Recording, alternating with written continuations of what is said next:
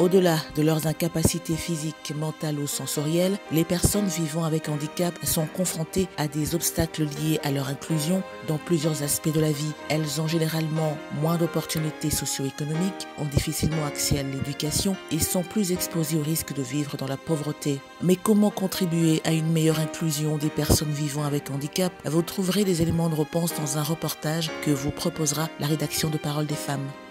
Nommée depuis septembre 2019 ministre déléguée aux affaires sociales en charge des personnes vivant avec handicap et autres personnes vulnérables, Irène Esambo Diatta se lance comme défi la prise en charge totale de la donne handicap en République démocratique du Congo, un objectif qui lui tient à cœur depuis son entrée dans le mouvement associatif, objectif qu'elle compte concrétiser durant son mandat. Elle nous en parlera dans la rubrique Rencontre. Et pour terminer, nous respecterons notre tradition en ouvrant comme à l'accoutumée le portail de l'actualité de la condition des femmes dans le monde.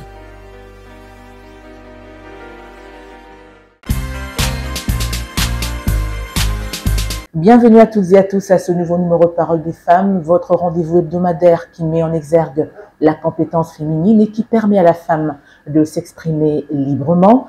Aujourd'hui, nous avons le plaisir et l'honneur de recevoir sur ce plateau une dame exceptionnelle. Vous allez vous-même vous en rendre compte. Il s'agit donc de Madame Irène Esambo Diatta. Elle est ministre déléguée aux affaires sociales, aux actions sociales, bien entendu. Elle est beaucoup plus chargée des personnes vivant avec handicap et autres personnes vulnérables. Notre invitée nous parlera, bien entendu, de ses responsabilités au sein de ce ministère, qui est une première en RDC, et beaucoup plus encore, nous parlerons de l'accessibilité ainsi que de l'inclusion des personnes vivant avec handicap ici en RDC. Ce sera tout à l'heure, juste après ce reportage. Regardez.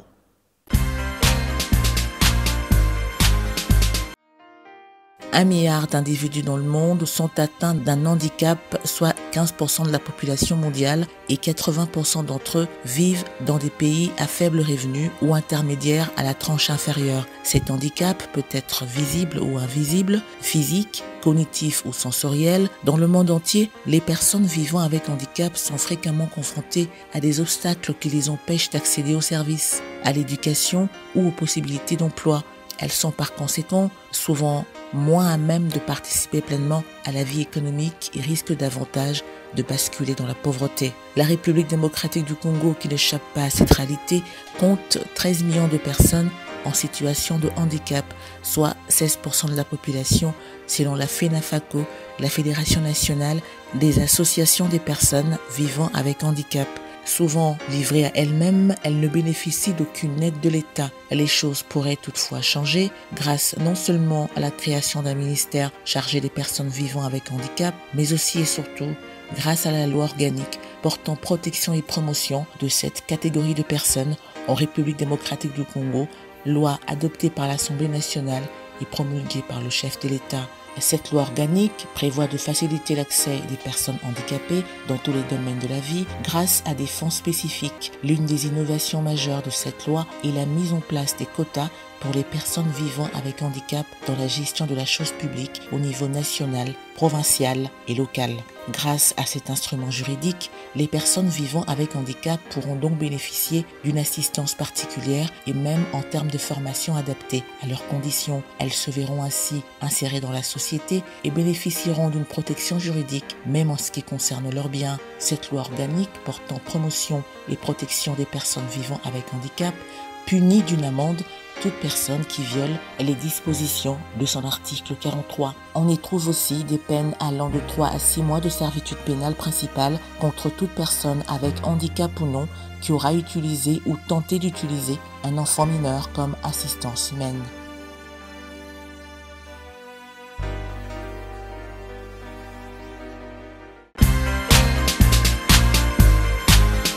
Merci à vous de nous rejoindre dans la deuxième partie de ce Parole des femmes consacrée, vous le savez, à la rubrique Rencontre qui met en valeur une ou plusieurs invités. Et comme nous l'avions annoncé dans le sommaire de l'émission de ce jour, nous avons l'honneur de recevoir sur ce plateau Madame Irène Esambo Diatta.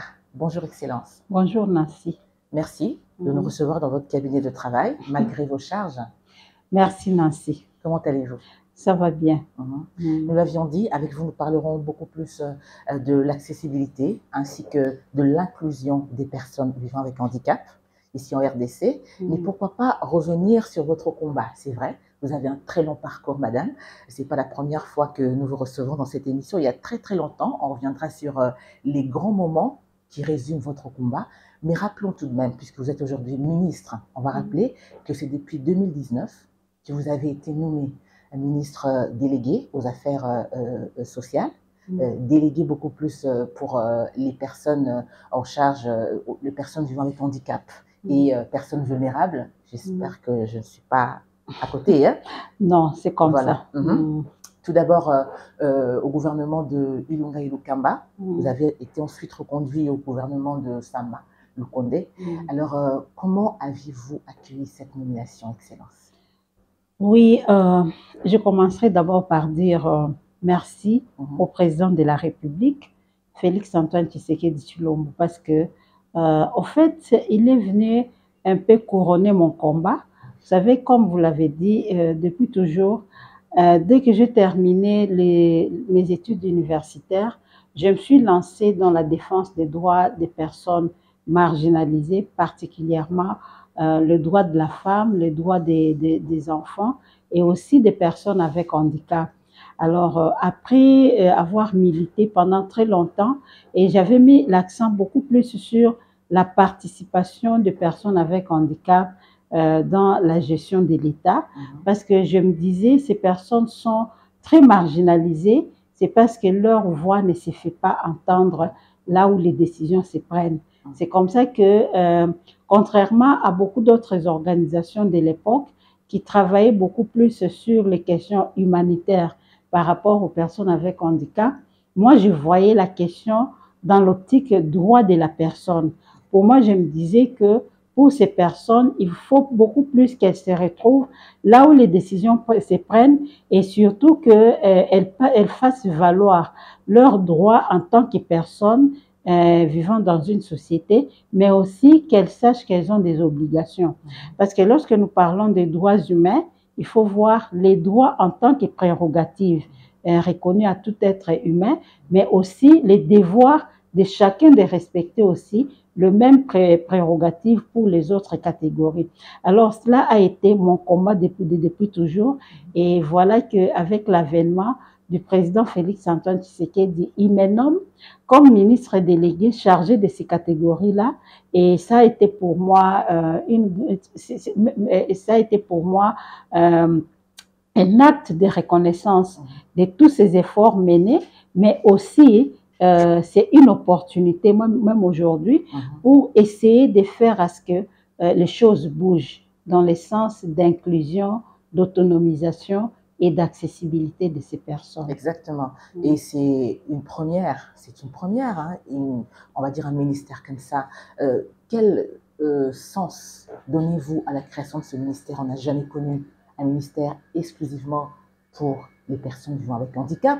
Et ce combat que vous avez avec cette nomination, vous l'aviez dit, ça a couronné, ça vous a aussi encouragé. Mais quel sens donnez-vous à la création de ce ministère? Oui, les sens que je donne, je vois par là d'abord la vision novatrice du président de la République qui se distingue parce qu'au fait, les gens, ces ministères ou si vous voulez ces portefeuilles ministériels, c'est pratiquement un questionnement. Ça fait partie des facteurs de curiosité pour l'ensemble de notre peuple, mais aussi même pour les autres, l'étranger, etc., qui se dit, mais qu'est-ce qu'on veut faire réellement? Parce que pour la plupart des gens, le ministère des personnes avec handicap, c'est les doublons du ministère, au fait, du ministère des Affaires sociales.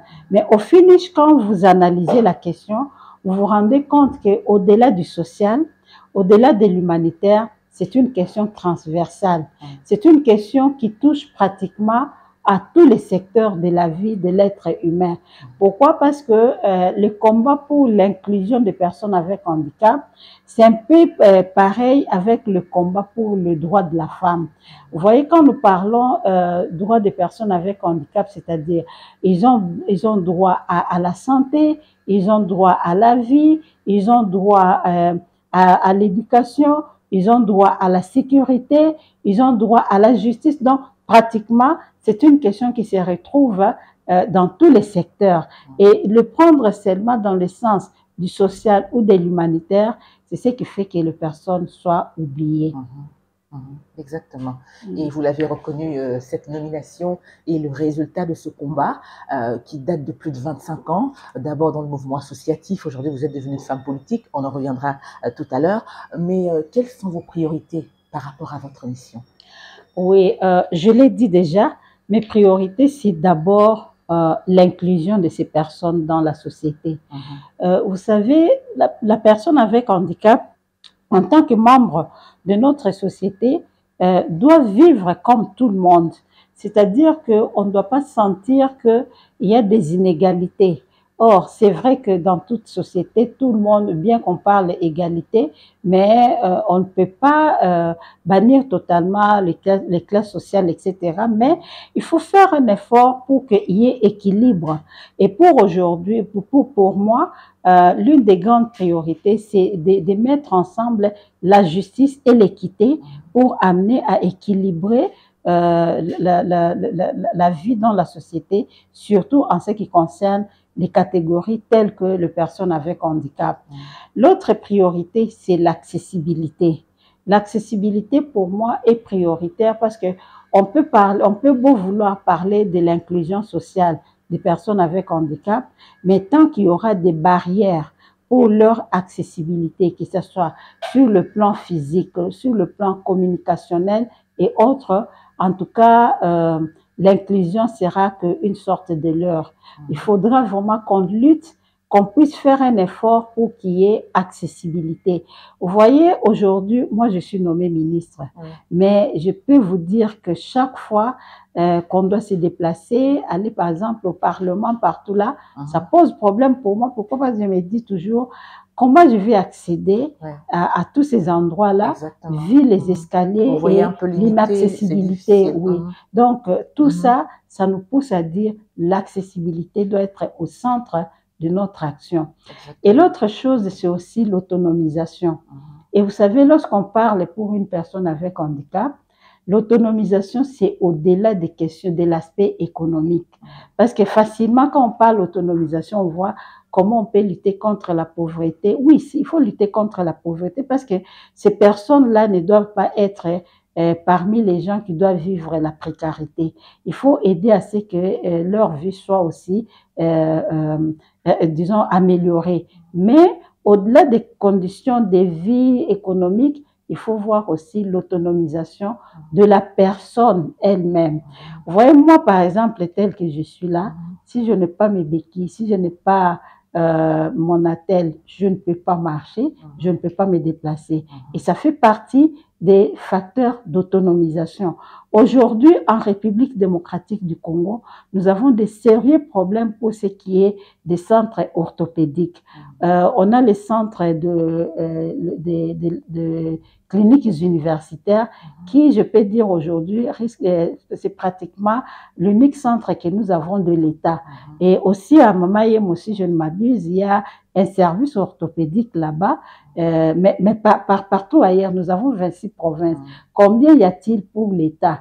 Or, aujourd'hui, nous avons des sérieux problèmes parce que toutes les estimations faites, on dit que les personnes avec handicap seraient aux environs de plus de 13% de la population. Exactement. Et ces 13% a besoin d'avoir des matériels orthopédiques, des équipements, tout ça, pour leur faciliter l'autonomisation personnelle d'abord. Et au-delà de cette autonomisation personnelle, il y a l'autonomisation économique, effectivement, parce que ces personnes, ce sont des gens qui sont comptés parmi les plus pauvres de la République. Il faut les aider sur le plan économique, sur le plan financier, pour qu'ils accèdent aussi à des richesses. Nous sommes un pays qui est réputé avoir beaucoup de richesses. On nous dit même nous sommes un scandale géologique, tout ça. Mais il s'avère que parmi les plus pauvres, c'est aussi les personnes avec handicap. Il faut que la justice sociale soit faite, la justice distributive, je vais dire. Il y a aussi l'autonomisation sur le plan des droits. En fait, je parlais des questions de la protection et de la promotion de leurs droits. Il faudra que le droit des personnes avec handicap soit connu par elles-mêmes, mais aussi par la population en général. Aujourd'hui, nous sommes heureux de dire que pour la toute première fois, la République démocratique du Congo s'est dotée d'une loi importante. Je parle de la loi organique numéro 22/003 du 3 mai qui porte sur la protection et la promotion des droits des personnes avec handicap. C'est une première. Alors, cette loi doit être connue pour que tout le monde travaille dans le sens d'aider la personne avec handicap à être autonome réellement dans la société et être incluse. Donc, voilà un peu circonscrit de manière synthétique ce que je considère être mon action au sein du gouvernement. Bien entendu, nous reparlerons de cette loi qui a fait également partie de votre combat après plusieurs plaidoyers. Nous y reviendrons. Excellence, dites-nous, après autant d'années dans cet engagement pour l'amélioration de la situation de personnes vivant avec handicap, pensez-vous que leur situation s'est visiblement améliorée ou au contraire, ça s'est dégradé, d'après vous? Oui, d'abord, il faut voir la question sous plusieurs aspects. D'abord, sur le plan théorique, d'abord, je peux dire qu'il y a beaucoup d'avancées. Il y a beaucoup d'avancées parce que la question des droits des personnes avec handicap a commencé à être portée à la place publique à partir de 2002. Et ça, c'est partant du dialogue intercongolais. Lorsqu'on est parti à Sun City, les gens ont commencé à discuter. Parce qu'au fait, vous savez que la guerre qui nous affecte jusqu'à aujourd'hui a fait beaucoup de personnes avec handicap. Alors, lorsque les politiciens et les autres composantes étaient réunis à Sun City, dans leurs discussions, ils ont commencé à parler de toutes ces personnes devenues handicapées de guerre. Et je peux dire que c'était la toute première fois que la question prenait un peu l'allure politique. Alors, dans ces discussions, on est parvenu dans l'accord global et inclusif d'abord à intégrer, non pas dans l'accord, mais plutôt dans la constitution des transitions. Je crois, si je ne m'abuse, l'article 52 de cette constitution qui a commencé à parler des personnes avec handicap pour dire il faut les protéger. Ça, c'était déjà un jalon qu'on venait de jeter. Et plus tard, dans la constitution de 2006, et qui nous régit jusqu'à aujourd'hui, et là, nous avons l'article 49 qui a clairement parlé des personnes avec handicap, disant que ces personnes ont droit à la protection. Et l'alinéa 2 disait que les personnes avec handicap doivent être protégées et promues par l'État, et pour cela, ils doivent être présentes dans les institutions à tous les niveaux, au niveau national, provincial et local. Et pour finir, cet article 49 dit que il faut que le Parlement dote la République de la loi organique. Alors, vous comprenez que déjà, c'est déjà que la loi mère de la République parle de vous, c'est déjà une avancée. Alors, mais malheureusement, depuis 2006 que nous avons cette constitution, il a fallu attendre jusqu'en 2019 pour qu'on commence maintenant à bien parler de cette question de la loi organique. Parce que en 2008, les personnes avec handicap avaient élaboré une proposition de loi qui avait été portée par Madame Eve Bazaïba, aujourd'hui VPM Environnement. Alors, à cette époque-là, elle était sénatrice. Elle a porté cette loi et la loi a commencé à être analysée. Et là, je me rappelle de fait honorable Machako qui avait aussi pris la question à bras le corps pour faire avancer l'adoption de cette loi. Malheureusement, à l'époque, je crois que ce n'était pas une priorité et comme ça, on n'a pas abouti. En 2019, avec la vision du président de la République, Tshisekedi Tshilombo, il s'est avéré que au moment où il nous a nommés au sein du gouvernement, ça a interpellé un peu tout le monde. Et c'est comme ça que le Parlement de cette époque a écrit au gouvernement pour dire il faut que le ministre en charge de cette question vienne pour essayer de donner l'orientation gouvernementale à mettre dans les contenus de cette loi. Et à partir de ce moment, nous avons commencé à travailler avec le parlementaire. Nous avons travaillé en 2019, en 2020, en tout cas, nul n'était la pandémie de la COVID-19, on aurait eu cette loi déjà en 2020. Parce que à la fin de 2020, la loi a été déjà adoptée au niveau, du moins, au niveau de l'Assemblée nationale. Et on a attendu en 2022, 21 d'abord, on l'a adopté au niveau du Sénat et plus tard par les deux chambres réunies. Et finalement, en 2022, le président de la République va la promulguer. Donc, vous comprenez que lorsque nous voyons toutes ces étapes, il y a moyen de dire qu'il y a quand même une évolution positive. Et ça vous encourage? Ça m'encourage effectivement et ça me donne aussi de continuer la détermination, ça renforce ma détermination pour dire que l'État écoute quand même et la société nous suit. Alors, il y a, par là, nous pouvons dire qu'il y a une certaine évolution. Maintenant, sur le plan, ça c'est sur le plan légal, mais, et aussi, il faut pas oublier que nous avons ratifié la Convention internationale sur le droit des personnes avec handicap. Et là, nous sommes en 2015. Donc, déjà, la République continue à évoluer. Alors, avec cette évolution théorique, du moins en ce qui concerne les instruments juridiques, que ce soit international ou au niveau national, il y a maintenant la question au niveau du vécu quotidien. Parce que c'est là, la question des personnes avec handicap, il ne faut pas seulement se mettre sur les aspects loi, etc. Mais il faut toucher à la vie. Le quotidien. Le quotidien. Alors, sur le plan du quotidien, je peux dire que nous sommes en train d'y travailler. Pourquoi? Parce que nous sommes arrivés au gouvernement, nous avons trouvé les phénomènes mendicité des personnes avec handicap sur la rue. Nous avons trouvé le phénomène de la très faible scolarisation des enfants avec handicap. Nous avons trouvé pas mal, même la question des difficultés d'accès à l'emploi, de l'autonomisation. Tout ça, ça fait partie des ingrédients pour parler du vécu quotidien de personnes avec handicap.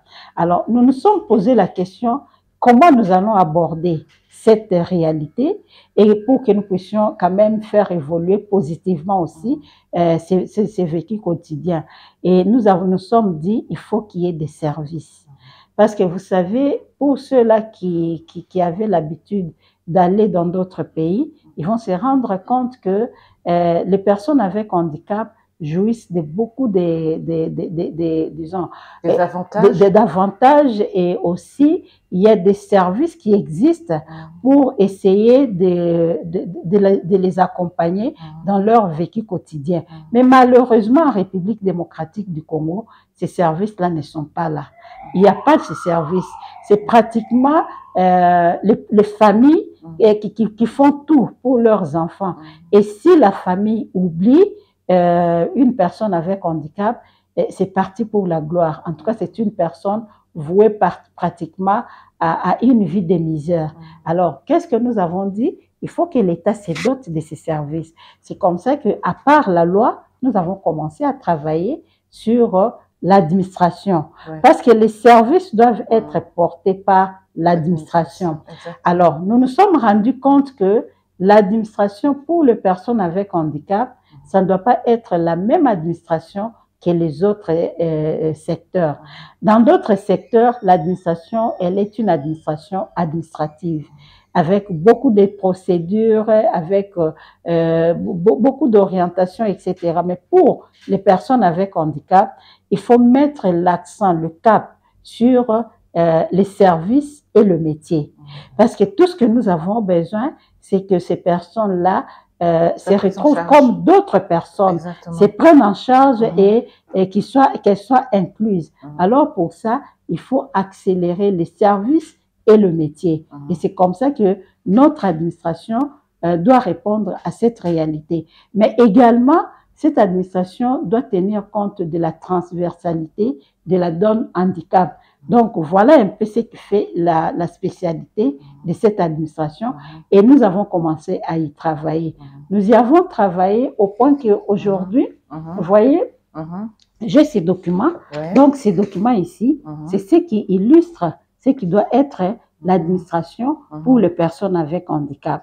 Et cette administration doit être portée par le secrétariat général.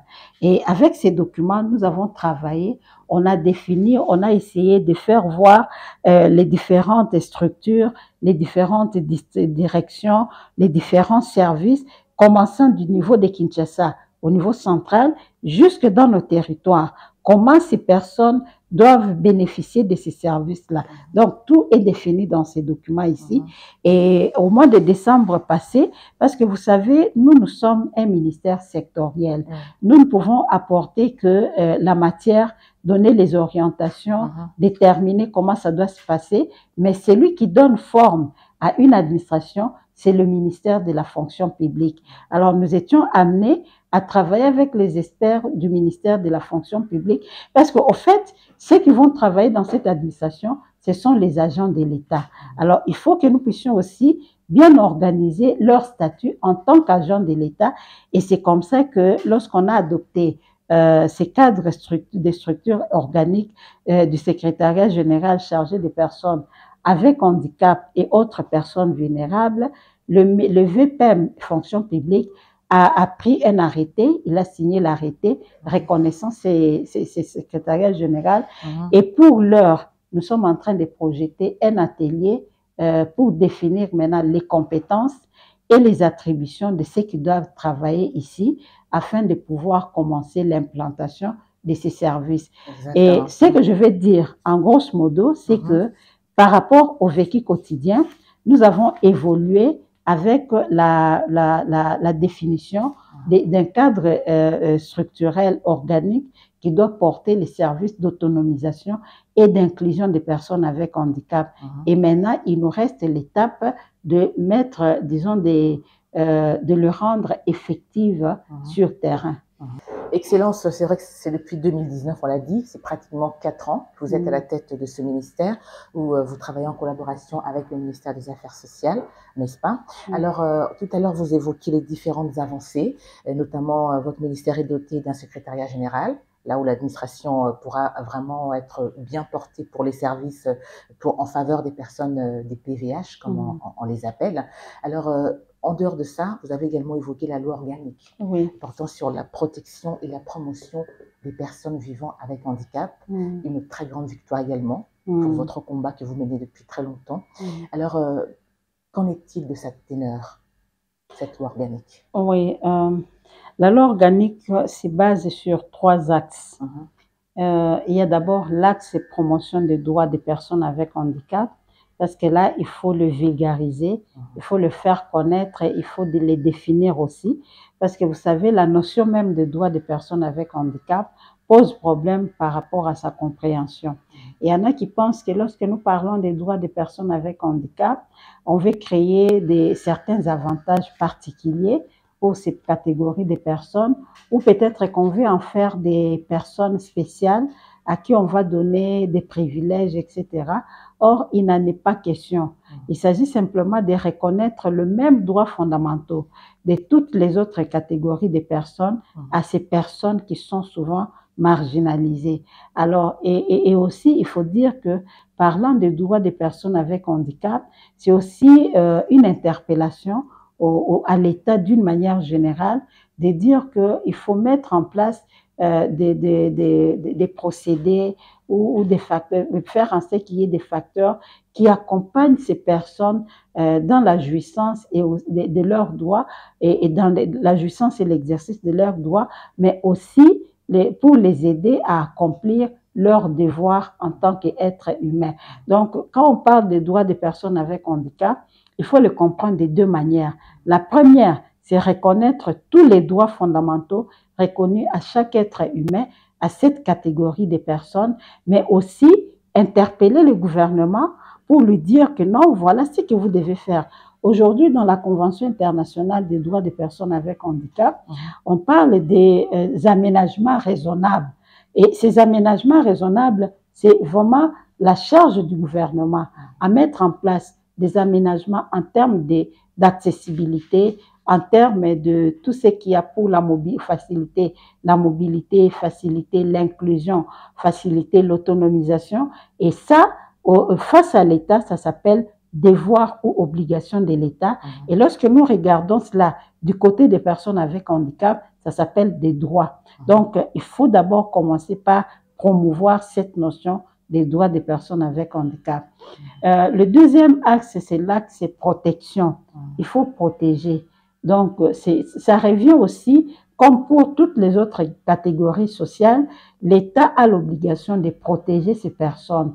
Et la protection pour les personnes avec handicap, c'est par exemple, lorsque nous parlons des droits à la vie. Vous savez que nous sommes africains. Et en tant qu'Africains, il y a des choses qu'on retrouve dans nos coutumes et dans nos pratiques de vie culturelle qui parfois ne sont pas bonnes. Et ça s'est vu facilement pour des catégories telles que les personnes avec handicap, où parfois on pense que le handicap, c'est une malédiction. Et avec ça met à mal la vie de cette personne. Exactement. Donc, il faut la protection. Et au-delà de la protection, il y a aussi la participation. Parce que lorsque nous parlons inclusion sociale, il faut donner à cette personne la possibilité de participer aussi, de se sentir impliquée dans la prise de décision et dans toutes les autres initiatives. Donc ça fait partie des 3 axes fondamentaux qui constituent qui constitue le contenu même de notre loi organique. Mais je voudrais épingler quelque chose de très spécial. C'est quoi même la personne avec handicap? Voilà. C'est qui d'ailleurs? Merci de me dévancer. Oui, pourquoi? Parce que sur le plan international, on sait qu'il y a 4 catégories. Il y a les handicapés moteurs, physiques, moteurs qui sont en même temps les handicapés physiques, les handicapés sensoriels où on trouve les sourds, les muets, mais aussi les handicapés mentaux qui ne sont pas des folles, mais ce sont des personnes qui ont des problèmes tels que les autistes. Et pour la RDC, lorsque nous regardons dans notre loi, nous avons dépassé ces 4 catégories. Nous avons considéré les contextes de notre pays et surtout la vision du président de la République par rapport à ce que lui comprend dans le cadre de la lutte contre la marginalisation. C'est comme ça qu'au-delà de ces 4 catégories initialement reconnues dans les instruments juridiques internationaux, nous avons considéré aussi les personnes atteintes d'albinisme parce que ces personnes font partie des catégories marginalisées et aussi le fait qu'ils ont des problèmes permanents de pigmentation, mais aussi de cécité, ça peut les amener un jour à un handicap sensoriel. Voilà. C'est comme ça que les législateurs organiques congolais a trouvé bon de les inclure dans la catégorie des personnes avec handicap. Nous avons aussi considéré les personnes atteintes d'énanisme, ceux-là qu'on appelle généralement les personnes de petite taille. Ce sont des personnes qui, en principe, les instruments juridiques ne les mettent pas expressément dans la catégorie des personnes avec handicap. Mais à voir de près, ce sont des personnes qui ont des handicaps. Donc, notre législateur organique a jugé aussi utile qu'ils soient incorporés dans la catégorie des personnes avec handicap. Et nous avons mis un accent particulier sur les personnes autistes. Parce que bien qu'ils soient déjà considérés personnes avec handicap, mais parfois on les oublie. Parce qu'on s'est dit, mais eux là, avec tous ces problèmes mentaux qu'ils ont, est-ce que vraiment ça vaut la peine de les considérer? Mais non, nous disons, ils ont un droit à la vie, ils ont droit à être considérés. Et la protection aussi. À la protection aussi. Donc, voilà un peu le contenu de notre loi. En tout cas, merci Excellence, vous m'avez dévancé parce que j'avais une question prévue par rapport à ça. Mais quelle est d'après vous la première discrimination dont sont victimes les PVH? Ça dépend, hein, parce que je ne saurais pas vous dire, parce que ça dépend, ça s'analyse cas par cas, parce que ce sont des questions liées à l'individu et aussi au milieu de vie. Mais d'une manière générale, ce qui est reconnu est que les personnes avec handicap ont des problèmes pour accéder à l'emploi, à l'éducation. Et ça, c'est parce que l'emploi et l'éducation, c'est pratiquement les socles pour l'amélioration, pour l'épanouissement dans la vie. Si vous n'êtes pas éduqué, il y a quelque chose qui vous manque. Et ça peut même entraver tout le parcours de votre vie. Si vous n'avez pas droit à l'emploi, en tout cas, vous êtes appelé à vivre une vie de précarité, une vie vraiment qui ne vaut pas la peine. Alors, les personnes avec handicap sont victimes dans ces deux domaines et ça fait que ça affecte le reste de leur vie. Mais je ne peux pas dire aussi que ce sont le prioritaire ou le premier facteur par rapport à la violation de leurs droits parce que ça doit se lire cas par cas, tenant compte du contexte et du milieu et aussi des familles. Parce qu'il y a des familles sans avoir même vu la question sous l'aspect de l'éducation ou de l'emploi, déjà au niveau de la vie familiale, la personne avec handicap n'est pas considérée. Donc là aussi, c'est un problème. Il y a des familles qui cachent leurs enfants avec handicap. Ils en ont honte. Voilà. Donc vous arrivez, on vous dit, nous avons 6 enfants, alors qu'en réalité, il y en a 7. Mais l'autre est là parce que pour la famille, ça ne vaut pas la peine de l'amener devant les gens. Il faut les cacher quelque part. Donc, ça dépend, ça doit se lire cas par cas. Exactement. Revenons, Excellence, si vous permettez, à cette loi organique portant protection et promotion des personnes vivant avec handicap, adoptée par l'Assemblée nationale et promulguée par le chef de l'État. Vous avez tout à l'heure parlé de sa teneur. Cette loi a certes des avantages et des inconvénients, mais pensez-vous que les personnes bénéficiaires sont assez sensibilisés? Vous parlez de la sensibilisation de l'administration, n'est-ce pas? Il faut leur expliquer, mais qu'en est-il de cette loi? Sont-elles assez sensibilisées pour en bénéficier? La sensibilisation, pas totalement, mais elles connaissent déjà, parce que je vous ai dit que la loi organique ici, elle vient même de personnes avec handicap, parce que c'est elles-mêmes qui ont conçu la première mouture. Et ça, c'était en 2008. En 2008, les personnes avec handicap ont conçu la première mouture qui a été portée par l'honorable Ève Bazaïba à l'époque. Alors, elles sont déjà, comment je peux dire, mobilisées autour de cette question de la loi organique. Maintenant, par rapport à la mouture qui est sortie ou la version finale, qui s'appelle loi organique aujourd'hui, et c'est de la responsabilité d'abord de l'État que nous sommes, de sensibiliser les personnes avec handicap, de porter à leur connaissance la teneur de cette loi et d'informer l'ensemble de notre population sur les contenus de cette loi. Alors, en tant que ministre des tutelles, qu'est-ce que nous avons fait? Nous avons d'abord élaboré le plan de vulgarisation de cette loi. Et par rapport à ces plans de vulgarisation, la première des choses, il faut que la loi soit traduite dans les 4 langues nationales, mais également soit aussi transcrite en écriture braille. Alors aujourd'hui, voilà, ici, j'ai quelques copies, voilà, nous sommes en train de traduire, et là, nous avons la version en lingala, donc là, ça c'est la traduction de la loi organique en lingala. Nous avons ici la traduction en swahili, c'est déjà traduite, et nous avons ici la traduction en kikongo. Il y a l'autre aussi qui est la traduction en chiluba. Donc pour ce qui est de langue nationale, nous avons déjà traduit la loi organique et nous avons aussi commencé la transcription en écriture braille parce que il faut que cette loi soit portée par les bénéficiaires, le premier bénéficiaire.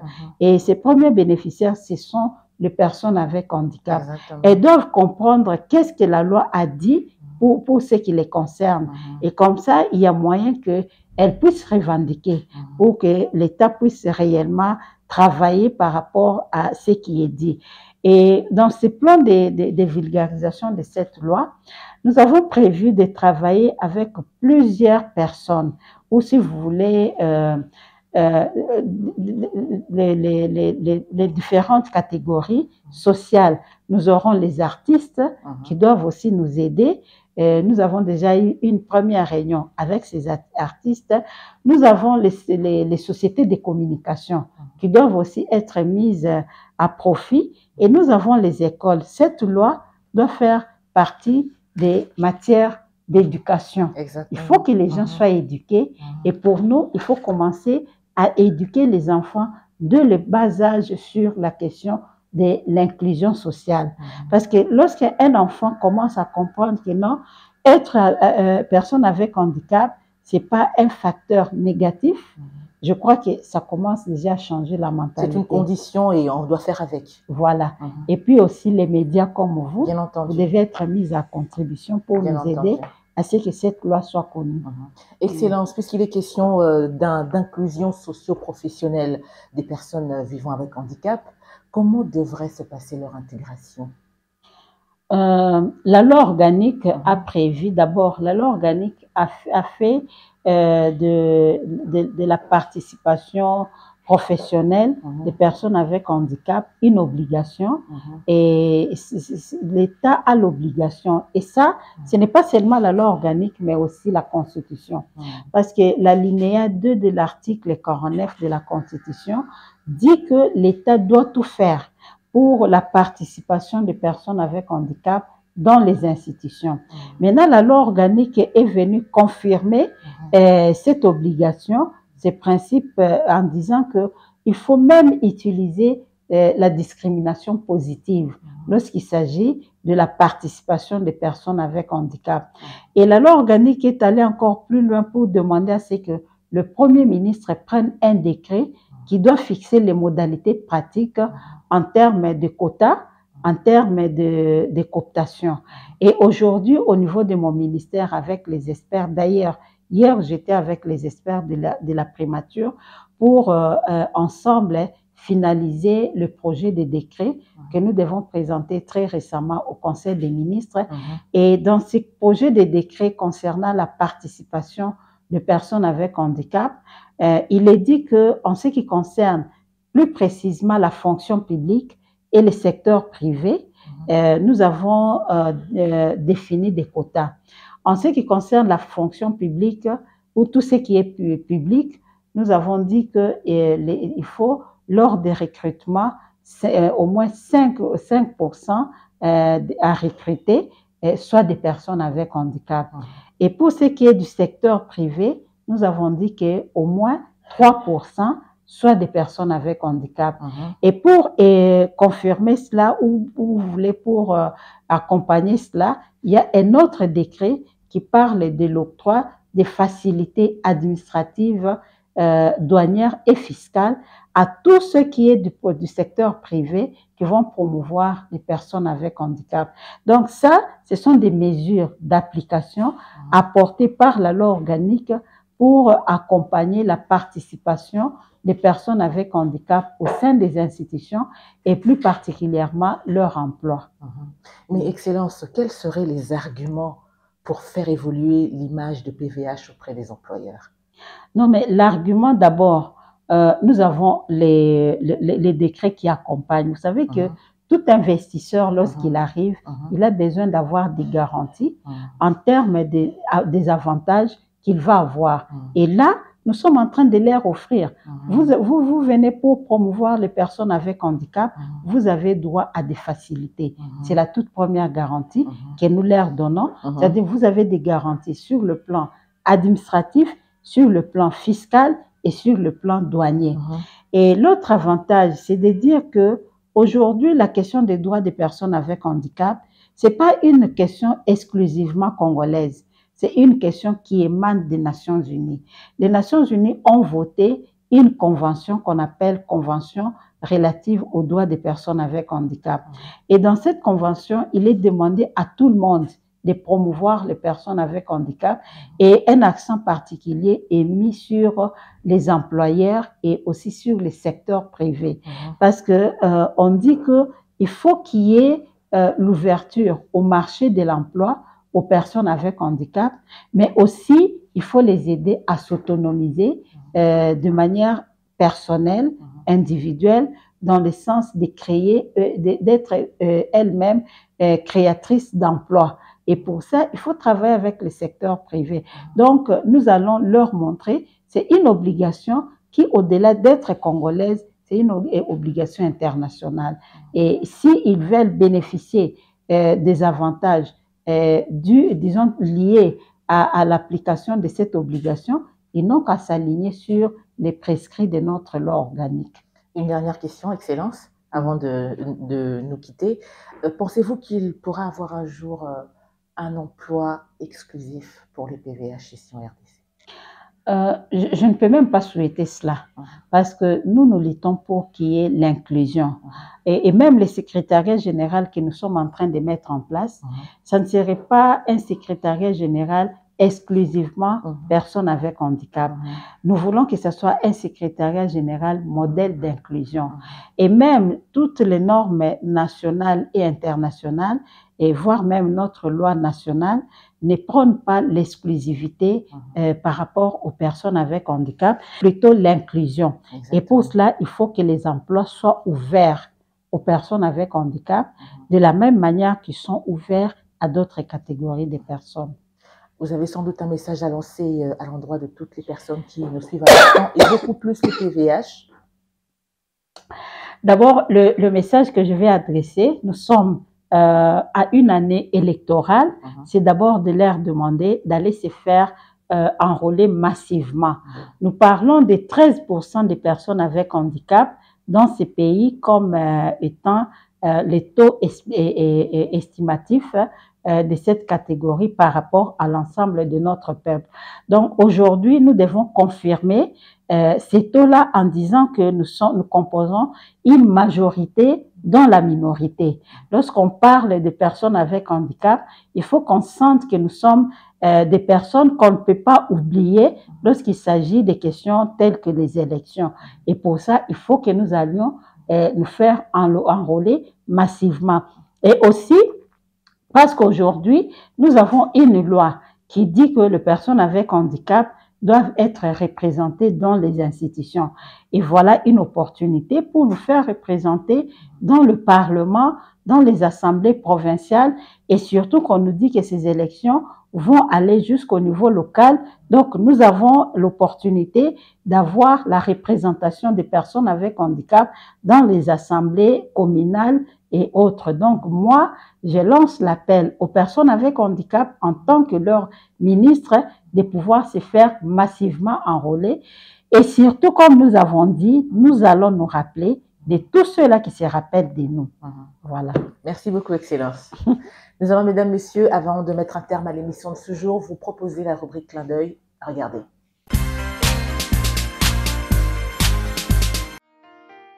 Voici pour vous l'actualité de la condition des femmes dans le monde. Plusieurs organisations étrangères ont suspendu samedi 4 février 2023 dernier leurs activités en Afghanistan après l'interdiction faite aux ONG de travailler avec des femmes, un haut responsable onusien prévenant qu'il sera très difficile de poursuivre l'aide humanitaire si les talibans restent sur leur position. Dans un communiqué commun, Save the Children, le Conseil norvégien pour les réfugiés et CARE International ont annoncé la suspension de leurs activités en attendant que cette annonce soit clarifiée. Une autre ONG, le Comité international de secours, présent en Afghanistan depuis 1988, a également annoncé suspendre ses activités dans le pays, soulignant que sur 8000 collaborateurs, 3000 sont des femmes. Dans la lettre envoyée aux ONG locales et internationales, le ministre afghan de l'économie explique avoir pris cette décision après avoir reçu des plaintes sérieuses selon lesquelles les femmes y travaillant ne respectaient pas le port de hijab islamique. Et pourtant en Afghanistan, les femmes sont contraintes de se couvrir le visage et entièrement le corps. C'est une maladie que l'on croirait disparue, Pourtant, la lèpre continue d'infecter des millions de personnes dans le monde. Yes Kezip fait partie de ces acteurs et actrices de l'ombre qui tentent de l'éradiquer. Depuis 30 ans, cette infirmière néerlandaise, francophone installée au Tchad, vient en aide aux malades, rarement soignés à temps et souvent rejetés. Yes Kezip s'est engagée dans la lutte contre la lèpre après une mission en Indonésie. Elle a sollicité la mission évangélique contre la lèpre qu'il a envoyée au Tchad en 1992. Si elle n'est pas dépistée à temps, la lèpre peut gravement endommager la peau et les nerfs, entraîner une paralysie, voire une amputation, menant à un handicap irréversible. Au Tchad, la lèpre serait, selon les croyances, une punition des dieux. Alors par honte, les malades se cachent. Au sein des districts sanitaires, l'infirmière néerlandaise travaille à l'application du programme national de lutte contre la lèpre porté par le ministère de la Santé tchadien. Pour son engagement dans la lutte contre la lèpre auprès des malades au Tchad, Yes Kezip, 62 ans, a reçu le 26 janvier 2023 dernier à Paris en France le prix de la Fondation Raoul Follereau. En Espagne, industrie du jouet et gouvernement se mobilisent pour tenter d'en finir avec les stéréotypes de genre dès le plus jeune âge. Un code de bonne pratique vient donc d'entrer en vigueur, même si la portée de ces règles reste limitée. Les jouets ayant une fonction importante dans la formation des adultes, l'idée est d'inverser la situation en montrant des garçons avec des poupées et des filles avec des caisses à outils. Pionnière dans la lutte contre les violences de genre, l'Espagne compte un mouvement féministe très puissant dont se réclame le gouvernement de gauche de Pedro Sánchez. Son ministre de la Consommation, Alberto Garzón, a signé avec l'industrie du jouet Toy Planet un code de bonne pratique entré en vigueur le 1er décembre 2022 dernier dans le but d'encourager l'égalité de genre dans les publicités de jouets. Ce sera tout pour l'actualité de la condition des femmes dans le monde.